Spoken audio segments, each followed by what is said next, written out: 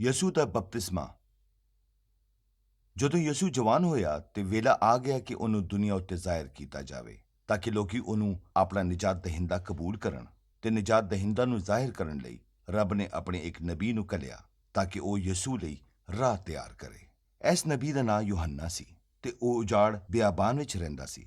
ਰੱਬ ਦੇ ਹੁਕਮ ਨਾਲ ਉਹ ਗਿਆ ਤੇ ਲੋਕਾਂ ਵਿੱਚ ਮਨਾਦੀ ਕਰਨ ਲੱਗਾ ਕਿ ਆਪਣੇ ਭੈੜੇ ਕੰਮਾਂ ਤੋਂ ਬਾਜ਼ ਆਓ ਤੇ ਰੱਬ ਵੱਲ ਫਿਰੋ ਤੇ ਨਿਸ਼ਾਨ ਦੇ ਤੌਰ ਪਾਣੀ ਵਿੱਚ ਬਪਤਿਸਮਾ ਯਾਨੀ ਗੌਤਾ ਲਓ ਤੇ ਰੱਬ ਤੁਹਾਡੇ ਗੁਨਾਹ ਬਖਸ਼ ਦੇਵੇਗਾ।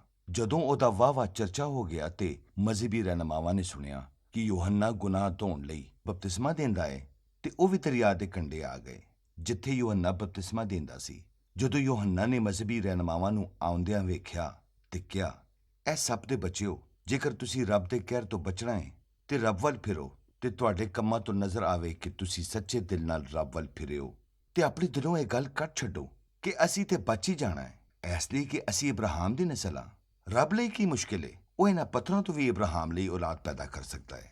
ਭੀੜ ਵਿੱਚੋਂ ਕੁਝ ਲੋਕ ਪੁੱਛਣ ਲੱਗੇ ਕਿ ਸਾਨੂੰ ਦੱਸ ਅਸੀਂ ਕੀ ਕਰੀਏ। ਯੂਹੰਨਾ ਨੇ ਕਿਹਾ, ਜਿਹਦੇ ਕੋਲ 2 ਕੁਰਤੇ ਨੇ ਉਹ ਇੱਕ ਕੁਰਤਾ ਕਿਸੇ ਗਰੀਬ ਨੂੰ ਦੇ ਦੇਵੇ ਤੇ ਜਿਹਦੇ ਕੋਲ ਰੋਟੀ ਏ ਉਹ ਵੰਡ ਕੇ ਖਾਵੇ।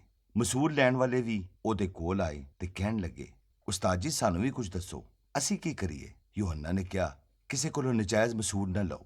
ਸਿਪਾਹੀ ਕਹਿਣ ਲੱਗੇ ਕਿ ਸਾਡੇ ਬਾਰੇ ਕੀ ਹੁਕਮ ਹੈ। ਯੂਹੰਨਾ ਨੇ ਜਵਾਬ ਦਿੱਤਾ, ਹਰਾਮ ਨਾ ਖਾਓ ਤੇ ਨਾ ਹੀ ਕਿਸੇ ਉੱਤੇ ਜ਼ੁਲਮ ਕਰੋ, ਬਲਕਿ ਆਪਣੀ ਤਨਖਾਹ ਵਿੱਚ ਗੁਜ਼ਾਰਾ ਕਰੋ। ਲੋਕੀ ਤੇ ਸਦੀਆਂ ਤੋਂ ਨਿਜਾਤ ਦਹਿੰਦਾ ਦੀ ਉਡੀਕ ਲਾਏ ਬੈਠੇ ਸਨ ਤੇ ਜਦੋਂ ਉਹਨਾਂ ਨੇ ਯੂਹੰਨਾ ਦੀਆਂ ਗੱਲਾਂ ਸੁਣੀਆਂ ਤੇ ਉਹ ਸਮਝੇ ਕਿ ਉਹੀ ਨਿਜਾਤ ਦਹਿੰਦਾ ਹੈ। ਪਰ ਯੂਹੰਨਾ ਕਹਿਣ ਲੱਗਾ, ਮੈਂ ਨਿਜਾਤ ਦਹਿੰਦਾ ਨਹੀਂ ਤੇ ਨਾ ਹੀ ਮੇਰਾ ਉਹਦੇ ਨਾਲ ਕੋਈ ਮੁਕਾਬਲਾ ਹੈ। ਮੈਂ ਤੇ ਇਸ ਲਾਇਕ ਵੀ ਨਹੀਂਗਾ ਕਿ ਉਹਦੀ ਜੁੱਤੀ ਤੇ ਤਸਮੇ ਖੋਲ ਸਕਾਂ। ਮੈਂ ਤੇ ਤੁਹਾਨੂੰ ਪਾਣੀ ਵਿੱਚ ਬਪਤਿਸਮਾ ਦੇਣਾ ਵਾਂ, ਪਰ ਉਹ ਤੁਹਾਨੂੰ ਰੂਹ ਵਿੱਚ ਬਪਤਿਸਮਾ ਦੇਵੇਗਾ ਤੇ ਉਹਦੇ ਕੋਲ ਇਹ ਹੱਕ ਵੀ ਹੈ ਕਿ ਉਹ ਲੋਕਾਂ ਦੀ ਅਦਾਲਤ ਕਰੇ। ਕੁਝ ਦਿਨਾਂ ਬਾਅਦ ਯਸੂ ਵੀ ਦਰਿਆ ਦੇ ਕੰਢੇ ਆ ਖਲੋਤਾ ਕਿ ਯੂਹੰਨਾ ਕੋਲੋਂ ਬਪਤਿਸਮਾ ਲਵੇ। ਯੂਹੰਨਾ ਜਾਣਦਾ ਸੀ ਕਿ ਯਸੂ ਨੂੰ ਬਪਤਿਸਮਾ ਲੈਣ ਦੀ ਕੋਈ ਲੋੜ ਨਹੀਂ, ਇਸ ਲਈ ਕਿ ਯਸੂ ਨੇ ਕੋਈ ਗੁਨਾਹ ਨਹੀਂ ਕੀਤਾ। ਤੇ ਯਸੂ ਨੂੰ ਆਪਣੇ ਵੱਲ ਆਂਦਿਆਂ ਵੇਖ ਕੇ ਕਹਿਣ ਲੱਗਾ, ਤੁਸੀਂ ਮੇਰੇ ਕੋਲ ਕਿਉਂ ਆਏ ਹੋ? ਮੈਨੂੰ ਲੋੜ ਏ ਕਿ ਮੈਂ ਤੁਹਾਡੇ ਕੋਲੋਂ ਬਪਤਿਸਮਾ ਲਵਾਂ।